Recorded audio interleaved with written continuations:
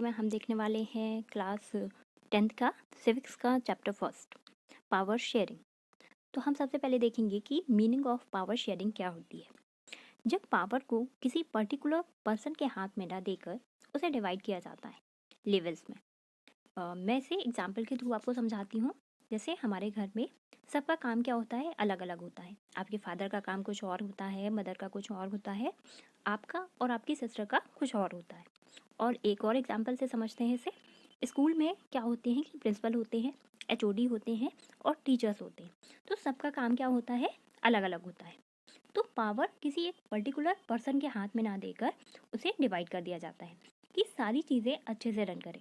इसी तरह एक कंट्री में होता है कि सारी पावर को किसी एक इंसान के हाथ में ना देकर उसे फर्दर लेवल्स में डिवाइड कर दिया जाता है। तो डेमोक्रेसी में पावर को डिवाइड किया जाता है लेजिस्लेचर, एग्जीक्यूटिव और जुडिशरी में। मतलब कि एक रूल बनाएगा, एक रूल्स को फॉलो करवाएगा और एक चेक एंड बैलेंस का काम करेगा कि अगर कुछ गलत हो रहा है तो उसे ठीक करें। और जुडिशरी में आता है हमारी, जैसे सुप्रीम कोर्ट है, हाई कोर्ट है। अगर सपोज किसी कंट्री की पावर किसी एक इंसान के हाथ में दे दी जाए तो वो जाहिर सी बात है कि वो डिक्टेटर बन जाएगा। आपने हिटलर का एग्जाम्पल देखा ही होगा जर्मनी में। अब आपके चैप्टर में दो केस स्टडी दी गई हैं, एक है बेल्जियम की और सेकंड है श्रीलंका की। तो सबसे पहले हम देखेंगे बेल्जियम की। बेल्जियम वेस्टर्न यूरोप का एक स्मॉल फेडरल स्टेट है जिसमें कॉम्प्लेक्स एथनिक कंपोजिशन है। यहाँ पर 59% डच स्पीकिंग लोग और 40% फ्रेंच स्पीकिंग लोग हैं। तो आप ये जो एरिया देख रहे हैं येलो कलर में, ये है वेलन रीजन। यहाँ पे डच स्पीकिंग लोग ज़्यादा हैं जो कि मेजॉरिटी में है। तो डच पॉपुलेशन ज़्यादा है यहाँ पे, लेकिन इसकी कैपिटल ब्रुसेल्स में 80% फ्रेंच स्पीकिंग लोग हैं। आप ये देख रहे हैं, ये है इसकी कैपिटल। तो यहाँ पे जो फ्रेंच लोग हैं उनकी पॉपुलेशन यहाँ पे 80% के अराउंड है और 20% डच स्पीकिंग लोग हैं यहाँ पे।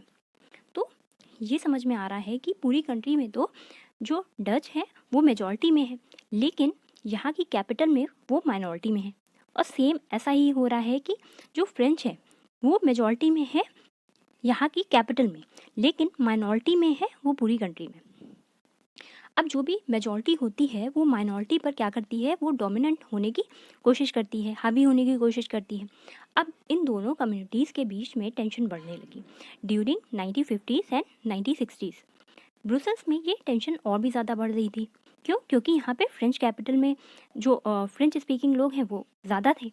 ठीक है, तो कॉन्फ्लिक्ट को ख़त्म करने के लिए यहाँ पे एकोमोडेशन पॉलिसी लाई जाती है। यहाँ पर कंसेप्ट ऑफ कम्युनिटी गवर्नमेंट लाया जाता है apart from state and central government. 1970 and 1993 के बीच में बेल्जियम में अपने कॉन्स्टिट्यूशन में 4 टाइम अमेंडमेंट किया, मतलब चेंजेस किए। इसमें यह किया गया कि कोई भी कम्युनिटी खुद से रूल एंड रेगुलेशन नहीं बना सकती है, चाहे वो डच स्पीकिंग कम्युनिटी हो या फिर फ्रेंच स्पीकिंग कम्युनिटी। तो कॉन्स्टिट्यूशन में प्रेस्क्राइब किया गया है कि जो सेंट्रल गवर्नमेंट में जो भी मिनिस्टर होंगे वो दोनों ही कम्युनिटी से इक्वल होंगे।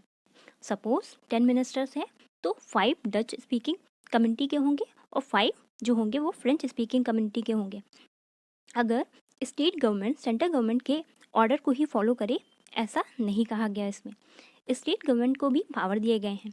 तो ब्रुसेल्स में जो सेपरेट गवर्नमेंट फॉर्म की गई, जैसे पूरी कंट्री में इक्वल रिप्रेजेंटेशन था 50-50%, ऐसा ही सेम कैपिटल में भी हो रहा था। यहाँ भी डच एंड फ्रेंच कम्युनिटी का पार्टिसिपेशन जो था वो 50-50% रखा गया। यहाँ third year of government emerge की गई जो कि कम्युनिटी गवर्नमेंट कहा गया।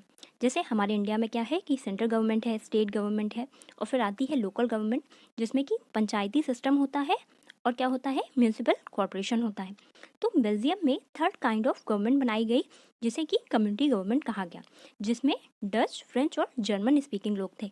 अब आप सोच रहे होंगे जर्मन स्पीकिंग लोग कहाँ से आ गए, तो 59% डच थे, 40% फ्रेंच स्पीकिंग लोग थे और 1% थे जर्मन स्पीकिंग लोग। तो ये government cultural, educational and language से रिलेटेड इशू को सॉल्व करेगी। तो एकोमोडेशन पॉलिसी आने से जो डिवीज़न हो रहा था बेल्जियम का, वो होने से बच गया और पीस एस्टैब्लिश हो गई वहाँ पे। तो इससे क्या हुआ कि वहाँ पे इकोनॉमिक ग्रोथ हुई, लोग पीसफुली रहने लगे। तो बेल्जियम ने ये बहुत अच्छा मॉडल दुनिया के सामने रखा कि कैसे वो डिवीज़न होने से बेल्जियम का बच गया। अब देखेंगे श्रीलंका की केस स्टडी। श्रीलंका जो कि इंडियन ओशन में एक आइलैंड नेशन है, यहाँ 74% सिंहाला पॉपुलेशन है। ये जो आप एरिया देख रहे हैं, ये एरिया में सिंहाला पॉपुलेशन रहती है और 18% जिसमें कि तमिल स्पीकिंग पॉपुलेशन है। आप यहाँ पे देख सकते हैं, ये जो एरिया है यहाँ पे तमिल पॉपुलेशन रहती है, जिसमें कि इंडियन तमिल्स हैं और श्रीलंकन तमिल्स हैं। अब जो श्रीलंकन तमिल्स हैं वो वहाँ के नेटिव हैं और जो इंडियन हैं वो वहाँ पे एंसेस्टर जो उनके इंडिया के थे, अब वो श्रीलंका में जाके सेटल हो गए हैं। तो मेजॉरिटी में है सिंहाला कम्युनिटी। तो ये माइनॉरिटी पर क्या कर रही है, ये डोमिनेट कर रही है। सिंहाला का जो रिलीजन है वो है बुद्धिज़्म और जो तमिल्स हैं उनका है हिंदू भी हैं, मुस्लिम्स भी हैं और इसमें क्रिश्चियंस भी हैं। तो मेनली जो कॉन्फ्लिक्ट हो रहा था वो हो रहा था सिंहाला और तमिल्स के बीच में। 1948 में श्रीलंका को इंडिपेंडेंस मिली, तो जो सिंहाला कम्युनिटी के लीडर्स थे उन्होंने गवर्नमेंट के ऊपर डोमिनेंस एस्टैब्लिश किया। 1956 में एक्ट पास करके सिंहाला को ऑफिशियल लैंग्वेज बना दिया गया। यहाँ पॉलिसीज़ ऐसी बनाई जा रही थी जो सिंहाला को ज़्यादा प्रेफरेंस दे रहे थे। यूनिवर्सिटीज़ में, जॉब्स में ऐसा ही सेम हो रहा था जैसे बुद्धिज़्म को भी प्रोटेक्ट किया जा रहा था। तो जो भी किसी एक इंसान या कम्युनिटी को हम ज़्यादा प्रेफरेंस देते हैं तो दूसरी जो अदर कम्युनिटीज़ हैं उन्हें लगता है कि उन्हें सप्रेस किया जा रहा है और इससे ही फिर कम्युनिटी में कॉन्फ्लिक्ट शुरू हो जाते हैं। तो अब तमिल्स को भी ऐसा ही लग रहा था कि वो माइनॉरिटी हैं तो उन्हें दबाने की कोशिश हो रही है, इसीलिए वो अब अलग कंट्री बनाए जाने की डिमांड करने लगे। तो Tamil militant groups LTTE liberation tigers of Tamil Eelam form होने लगा, जो श्रीलंका के नॉर्थ ईस्टर्न पार्ट को, यहाँ पे ये जो एरिया है इसको इंडिपेंडेंट करने की डिमांड करने लगा। इससे सिविल वॉर की कंडीशन होने लगी, कॉन्फ्लिक्ट हुए और काफ़ी लोगों की जानें भी गई। काफ़ी लोगों को अपनी कंट्री को छोड़ने पर मजबूर होना पड़ा। अगर कंपेयर करें दोनों केस स्टडी को तो बेल्जियम ने पीसफुल मॉडल को फॉलो किया। किस तरह से 50-50% प्रेफरेंस देकर दोनों कम्युनिटीज़ को, वहाँ पे कैपिटल ब्रुसेल्स में फ्रेंच पॉपुलेशन मेजॉरिटी में थी, उसके बावजूद भी ये दिखा रहा है कि ये कितनी अच्छी गुड गवर्नेंस को फॉलो किया वहाँ पे। अब वहीं दूसरी ये केस स्टडी है श्रीलंका की कि किस तरह से सिंहाला कम्युनिटी को प्रेफरेंस देकर दूसरी कम्युनिटीज़ पर ध्यान नहीं दिया गया। इससे कॉन्फ्लिक्ट हुए, सिविल वॉर जैसी सिचुएशन आ गई, हज़ारों लोगों को अपनी जान गंवानी पड़ी। तो अगर प्रेफरेंस किसी भी कम्युनिटी को ज़्यादा दिया जाएगा तो अदर कम्युनिटी पर ध्यान नहीं दिया जाएगा तो उन्हें डिप्रेस फील होगा और आपने देखा ही कि कैसी कंडीशन श्रीलंका में हुई। Need of power sharing. तो आपने बेल्जियम और श्रीलंका के एग्जाम्पल से देखा कि पावर शेयरिंग क्यों इतनी इंपॉर्टेंट है। अब देखेंगे प्रूडेंशियल रीजंस और मोरल रीजंस। तो प्रूडेंशियल रीजंस में देखेंगे कि पावर शेयरिंग हेल्प करती है जो डिफरेंट सोशल ग्रुप्स के बीच में कॉन्फ्लिक्ट हो रहे हैं उन्हें रिड्यूस करती है। अगर गवर्नमेंट सबको इक्वली ट्रीट करे तो सारी कम्युनिटीज़ को प्रेफरेंस दे तो कॉन्फ्लिक्ट होगा ही नहीं। और moral reasons, power sharing spread of democracy है। शेयरिंग ऑफ पावर हमें ज़्यादा पावरफुल बनाता है। अब देखेंगे फॉर्म्स ऑफ पावर शेयरिंग में हॉरिजॉन्टल आता है और वर्टिकल डिस्ट्रीब्यूशन ऑफ पावर आता है। हॉरिजॉन्टल में सेम लेवल ऑफ गवर्नमेंट होती है, जैसे लेजिस्लेटिव है, एग्जीक्यूटिव और जुडिशरी।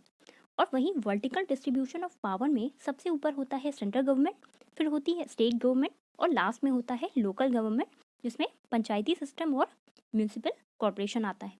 तो सबसे ज़्यादा पावरफुल होता है हमारा सेंट्रल गवर्नमेंट, फिर उसके बाद स्टेट गवर्नमेंट और सबसे लास्ट में होती है लोकल गवर्नमेंट।